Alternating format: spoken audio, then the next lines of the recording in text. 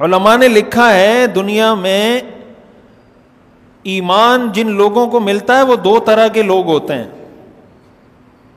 دو طرح کے لوگوں کو ایمان ملتا ہے.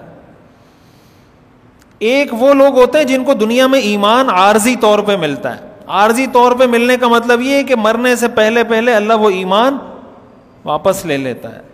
یہ جو ہمیں یہ دعا سکھائی گئی ہے نا حسن خاتمہ کی, کہ اللہ سے ہم ہمیشہ یہ دعا کریں کہ یا اللہ میرا خاتمہ ایمان پر فرما.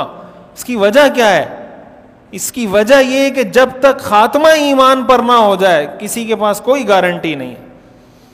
حدیث شریف میں آتا ہے رسول اللہ صلی اللہ علیہ وسلم نے ارشاد فرمایا ان احدکم لیعمل بعمل اہل الجنہ حتی ما یکون بینہ وبین الجنة الا ذراع فیسبق علیہ الکتاب فیعمل بعمل اہل النار فیدخلها. آپ نے فرمایا تم میں سے ایک شخص جنت والے کام کرتا رہتا ہے کرتا رہتا ہے کرتا رہتا ہے یہاں تک کہ اس کے اور جنت کے درمیان ایک گز کا فاصلہ رہ جاتا ہے. اچانک اس کے اعمال پلٹنا شروع ہوتے ہیں, وہ گناہوں جہنم والے کام شروع کرتا ہے اور اس کا انتقال ہو جاتا ہے اور مرتے ساتھ جہنم میں داخل ہو جاتا ہے. ساری زندگی جنت والے کام کی ہے, اب اس کے اور جنت کے درمیان فاصلہ ایک گز مطلب بہت قریب, لیکن آخر میں اس نے ایسے اعمال شروع کر دیے جو جہنمیوں والے اعمال ہیں, مرتے ساتھ ہی جہنم میں پہنچ جاتا ہے. مثال کے طور پر ایک آدمی ساری زندگی دین پر عمل کر رہا ہے, خدا نخواستہ مرتے وقت زبان سے کلمہ کفر نکال دیتا ہے, تو ایک طرف آپ 60 سال کی عبادت رکھیں, ایک طرف 3 منٹ کا کلمہ کفر رکھیں, تو 60 سال کی عبادت اس کو جنت کے قریب لائی, 3 منٹ کا کلمہ کفر اس کو جہنم لے گیا. یہ جو ہمیں بتایا گیا نا خاتمے کے لیے دعا, یہ اس لیے بتائی گئی ہے. تو دنیا میں ایمان دو طرح کے لوگوں کو ملتا ہے. ایک وہ لوگ ہیں جن کو دنیا میں ایمان عارضی طور پہ ملتا ہے.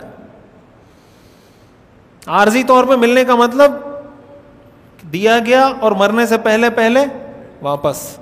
ایک طبقہ وہ ہوتا ہے جن کو ایمان پرماننٹ بیس پہ ملتا ہے.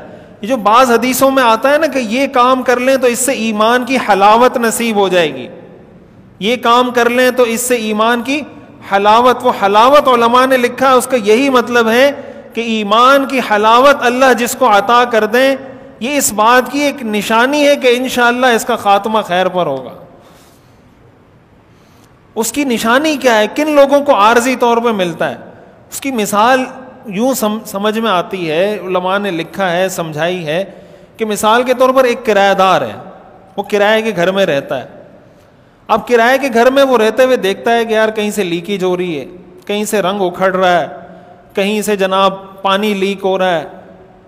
کوئی اس کو کہے کہ یار یہ ٹھیک کروا دو, یہ پلستر اتر رہا ہے پلستر ٹھیک کروا دو, یہ رنگ اس کا اکھڑ رہا ہے رنگ دوبارہ کروا دو, تو کرایہ دار آگے سے کیا کہتا ہے کہ یار میں کون سا یہاں کوئی ساری زندگی گزارنی, 1-2 سال رہنے کے لیے آیا ہوں, جس کا مکان ہے وہ بنائے گا, بس میرا ہیڈک تھوڑی ہے اس کا کلر کروانا, اس کو یہ میرا کام تھوڑی ہے, جس کا ہے وہ کروائے گا.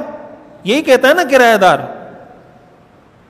اور ایک وہ شخص ہے جس کا اپنا ذاتی مکان ہے اور اس کو کہیں سے لگتا ہے کہ یار چھت لیک ہو رہی ہے, تو جب تک وہ اس کو درست نہیں کروائے گا اس کو رات کو نیند نہیں آئے گی. ایسا ہے یا نہیں؟ اس سے آپ جو بھی بات کریں اس کی اگلی بات یہ ہوگی یار میرے گھر میں چھت لیک ہو رہی ہے, اس کا کوئی حل بتاؤ مجھے. یہ اس بات کی دلیل ہے کہ پہلے والے کا مکان اپنا نہیں تھا اور دوسرے والے کا مکان اپنا ہے. یہی مثال ایمان کی ہے. ایمان کے خلاف جب کام ہو رہے ہوتے ہیں, جب ایمان کے عقائد کے دین کے خلاف کام ہو رہے ہوتے ہیں, انسان کی زندگی گناہوں والے کاموں سے بھرتی چلی جاتی ہے اور اس کو کوئی کہتا ہے بھائی یہ گناہ نہیں کرو اس سے اللہ ناراض ہوتے ہیں, نماز پڑھا کرو, نماز چھوڑنا کبیرہ گناہ ہے, شرک نہ کرو, سود مت کھاؤ, زنا مت کرو, بد نظری مت کرو, رشوت مت لو, کرپشن مت کرو, خیانت مت کرو, یہ سارے حرام کام ہیں.